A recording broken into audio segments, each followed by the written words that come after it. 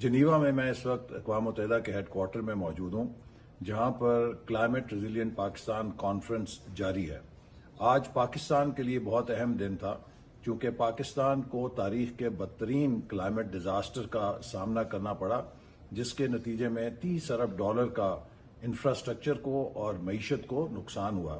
اس کے لیے international community نے، ڈیولپمنٹ پارٹنرز نے پاکستان کے لیے پہلے 3 سالوں میں $16 ارب کی ریکوائرمنٹ کا اندازہ لگایا تھا کہ پاکستان کو 3 سالوں میں $16 ارب درکار ہوں گے، جس سے کہ وہ اپنا انفراسٹرکچر دوبارہ بحال کر سکتا ہے،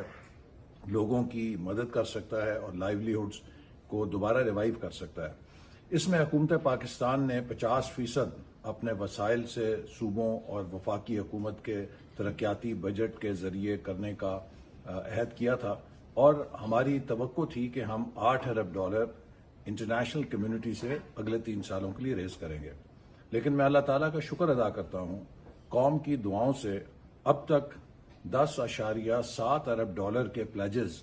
ہمارے پاس آ چکے ہیں۔ یہ کانفرنس غیر معمولی کامیابی کی حامل ہے، اور جس طریقے سے وزیر اعظم نے